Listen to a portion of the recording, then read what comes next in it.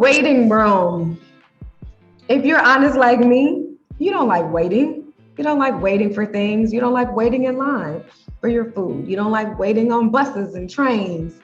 And you definitely don't like waiting for the thing that you are desiring the most, whether it's you being unburdened, whether it's a dream you have that seems like it's been on your heart since you were a child, whether it's for a situation to get better, for a person to change their attitude towards you, for you to finally get to that next stage or that next level. Most of us don't like waiting.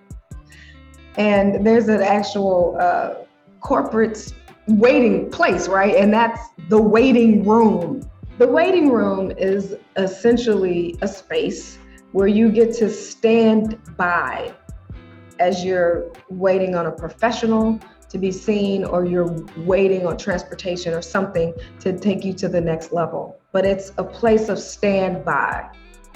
It's not the end, it's not a destination, and it's not the beginning, it's the middle.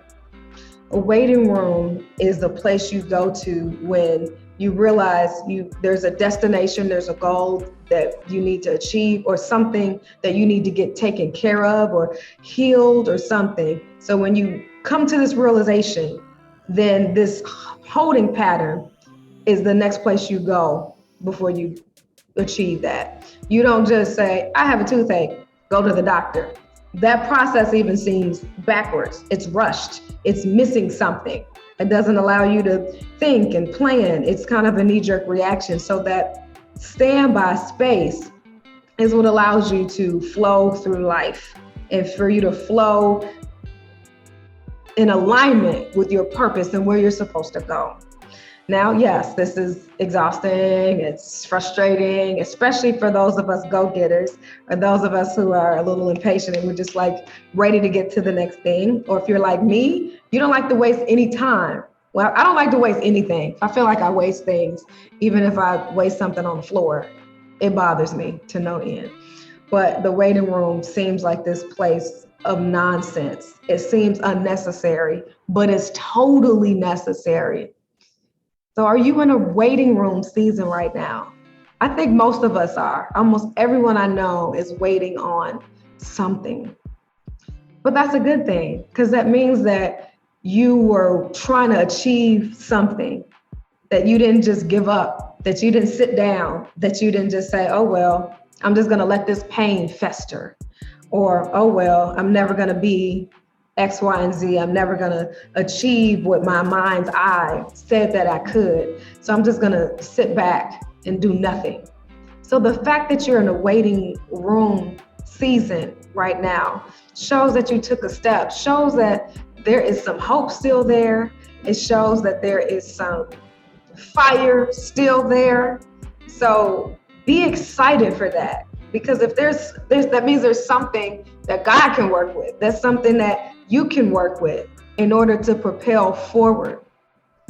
So for me to reshape how you think of a waiting room for just a second, think about rushing into anything. When has that ever worked out for us? When has that ever been good? And when you rush, right, let's say you're just late for something. You forget things. You forget your keys. You forget to eat. You forget things. So the waiting room, or this opportunity to pause, allows you to be present. And when you're present, that gives you power, because you can pay attention to what's going on around you. You can hear from God a bit more.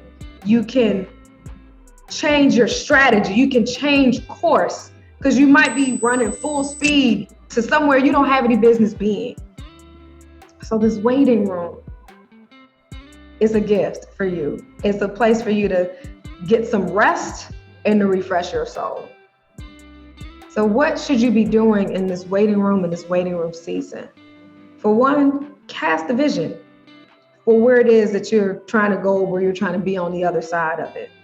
If you're waiting for a better job opportunity, well, how will you know what that job opportunity is until you have made it plain and clear? You have mapped it out. You have seen it for yourself. You have seen yourself being gleeful and happy. You have seen yourself waking up excited on a Monday morning, whatever that is. But you should see the whole 360 view of that vision. Don't let it just be a thought. Thoughts can be fleeting, but visions allow you to walk in authority and influence and to live a life happy and really on purpose. So cast a vision for the new destination. And that might mean that you need to erase some things or undo some things or stop some habits that you're doing right now. But get really clear, paint that picture of what that looks like. Also, what you should do while you're in the waiting room is to appreciate the space. It's nothing worse than being in a waiting room and just being frustrated and you're just like tossing and turning and why am I here? One, you're stirring up anxiety in yourself. What is it you can take advantage of here? Normally waiting rooms have some reading material or something. Great opportunity. Read, prepare for the next thing, or just be quiet. Allow your mind to be at rest, your soul to be at rest and at ease. Appreciate this space.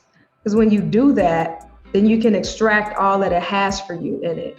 Besides what I just mentioned of the rest and the peace, the thoughtfulness, the strength, the becoming of, well, the fact that you're in this space is part of your transition. It's the becoming what your heart's desire is.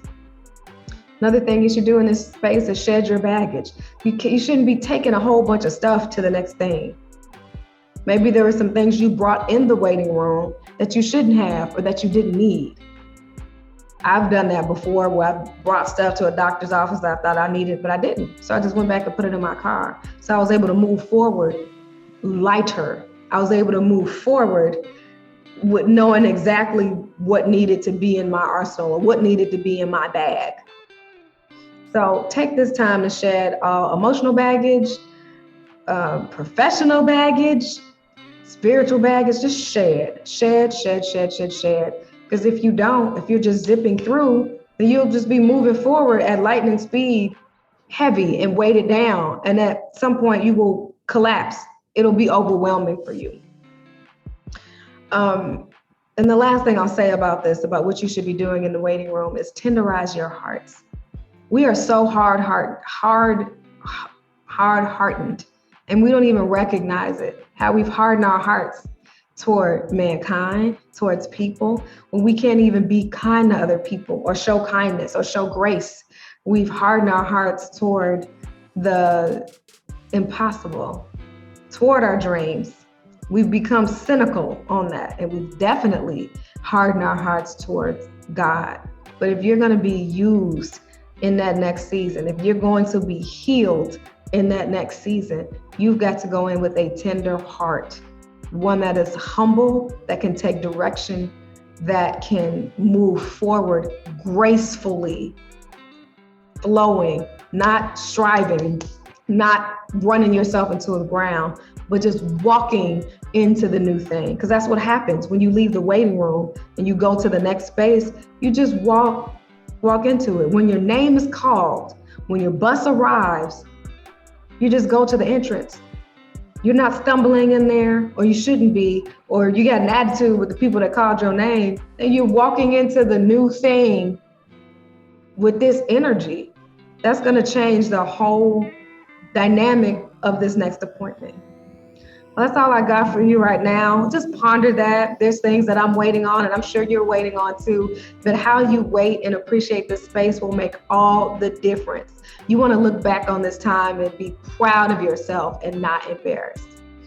Oh, check out some of my other videos that I have on personal development about seeking God and just being the very best that you can be. Check me out at www.upwardlypavedpath.com. And you can check me out at the 90-Day Career Fix if you're looking to really supersede in a career on purpose. I will see you in the next video.